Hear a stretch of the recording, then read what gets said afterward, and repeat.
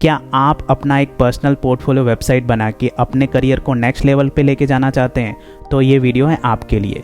इस वीडियो में हम जानेंगे कि आप अपना एक इफ़ेक्टिव पोर्टफोलियो वेबसाइट कैसे बना सकते हो। नो मैटर आपका बैकग्राउंड कौन सा भी हो, टेक्निकल हो या नॉन टेक्निकल, आपके लिए एक वन स्टॉप सॉल्यूशन क्या हो सकता है। तो चलिए वीडियो स्टार्ट करते हैं इस इंट्रो के बाद से।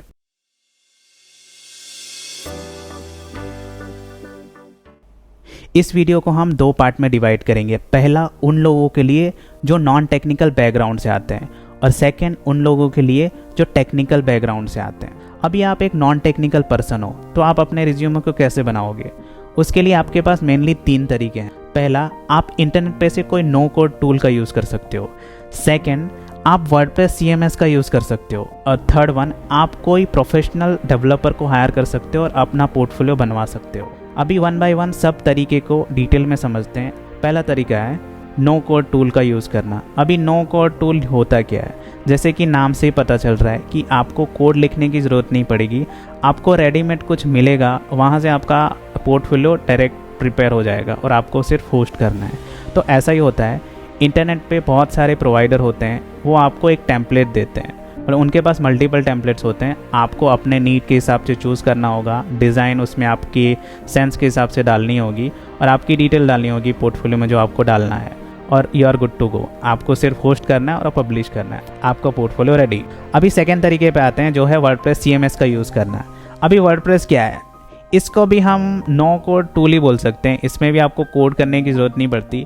ये थोड़ा एडवांस वर्जन के लिए होता है। आपको अपना पोर्टफोलियो ऐसा बनाना है कि थोड़ा एडवांस लगे, आपको कस्टमाइजेशन ज़्यादा करना है, आपको थीम में ज़्यादा एक्सपेरिमेंट करना है, ठीक है, तो आप वर्डप्रेस CMS का यूज़ करो। इसमें आपको मल्टीपल टेम्पलेट्स मिलेंगे, फ्री, पेड, मल्टीपल, आपके नीड के हिसाब से सब मिल जाएगा। आपको सिलेक्ट करना है और उसको अपने मुताबिक कस्टमाइज़ करना है और आपको पब्लिश करना है, ठीक है। अभी आते हैं थर्ड तरीके पे, जहाँ पे आप एक प्रोफेशनल डेवलपर को हायर करोगे अपने पोर्टफोलियो को बनाने के लिए। लेकिन किसी डेवलपर को हायर करने से पहले ये समझो कि आपके पास अगर बजट नहीं है ना, तो ये ज़रूरी नहीं है। आपके पास 2 तरीके हैं नो कोड टूल वाले, वो यूज़ करके आप आसानी से अपना पोर्टफोलियो बना सकते हो। लेकिन आपके पास बजट है और आपको पोर्टफोलियो पे मेहनत नहीं करनी, तो आप एक डेवलपर को हायर कर लो, उसको बता दो कि मेरे को ये नीड है, तो वो आपके लिए बड़े आसानी से बना देगा पोर्टफोलियो।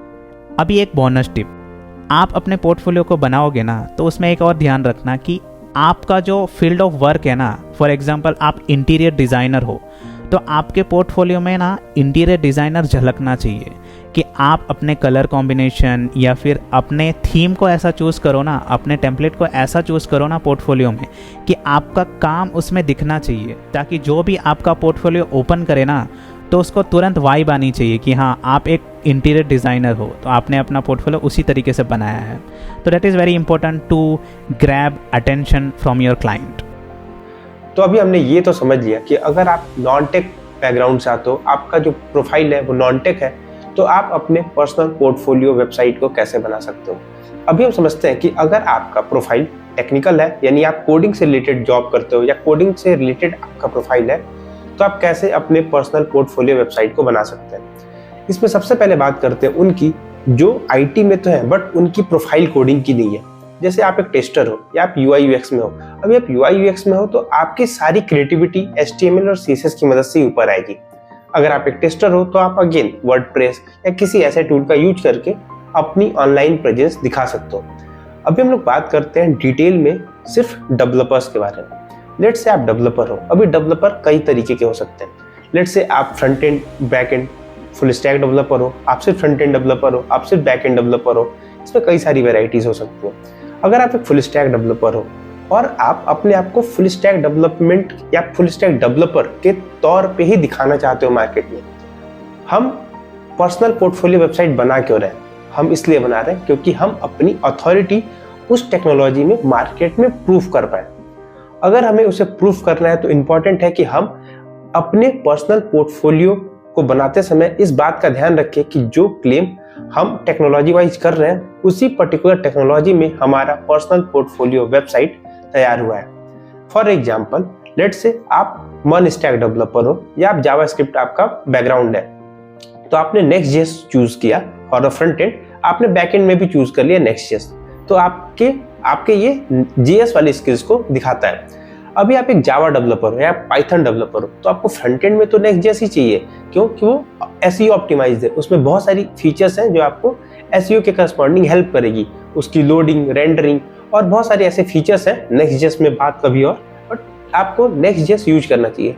लेकिन अगर आप नेक्स्ट.जेएस फ्रंट एंड में यूज कर रहे हो, आपको अपनी बैक एंड की भी स्किल दिखानी है, तो इम्पॉर्टेंट है कि आप ऐसी टेक्नोलॉजी चूज करो जो आपको आती हो। अगेन रिज्यूमे में अगर आपके लिखा है जावा तो आप अपने बैकएंड के एपीआईज जावा में बनाओ, रिज्यूमे पे आपके लिखा है पाइथन तो पाइथन में बनाओ, पीएचपी तो पीएचपी में बनाओ, क्योंकि आपको पता ही होगा कि बहुत सारे ऐसे टूल्स आते हैं जिसकी मदद से हम ये पता कर सकते हैं कि ये पर्टिकुलर वेबसाइट में या ये पर्टिकुलर वेब ऐप में कौन कौन सी टेक्नोलॉजी है जो यूज की गई है। तो अगर मैं पता कर सकता हूँ तो सामने वाला भी पता कर सकता है। अच्छा है कि आप जिस भी टेक्नोलॉजी के लिए जा रहे हो उसी पर्टिकुलर टेक्नोलॉजी के अंदर आप अपने पर्सनल पोर्टफोलियो वेबसाइट को बनाइए, ताकि आपके ये नेक्स्ट आने वाली अपॉर्चुनिटी में मदद कर सके। इस वीडियो में हमने जाना कि एक नॉन टेक्निकल और टेक्निकल पर्सन अपने पोर्टफोलियो वेबसाइट को इफेक्टिव तरीके से कैसे बना सकता है। अभी भी आपको कोई डाउट है तो आप हमें कमेंट सेक्शन में पूछ सकते हैं, हम आपको रिप्लाई ज़रूर करेंगे। इस वीडियो को ज़्यादा से ज़्यादा शेयर कीजिएगा। अभी नेक्स्ट वीडियो में हम जानेंगे कि एक डेवलपर अपना पोर्टफोलियो वेबसाइट कैसे बनाएगा। तभी मिलते हैं उस वीडियो के साथ, तब तक के लिए धन्यवाद। Thank you for your time.